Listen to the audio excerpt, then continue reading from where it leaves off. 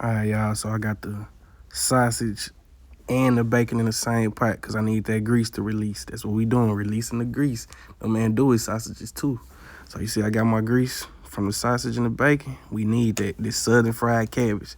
So we're actually gonna fry the cabbage, guys. This is my recipe. This ain't your mammy's. I mean your mama's. My bad. So yeah, I got some seasoning there too. I'm gonna show y'all what I put in there at the bottom of it. But we're gonna line that cabbage up. And look how much water I put. Just a spit. That's all it was, a spit of water. You feel me? Just a little tad bit. Then I hit it with some Sazon Goya, that spicy Texas red. Y'all don't know about that. That garlic. A little bit of Old Bay, not too much. That's my secret ingredient right there. That Michael pepper. I ain't gonna lie, it's my pie. You know what I'm saying? So that's how it gonna look right there. You know what I'm saying? So then boom, we gonna come back and add our meat back into the pot after we let the green cook down a little bit because we don't want to overcook the meat, right? So the greens will cook down a little bit. Gonna add the meat back to it. That's very important.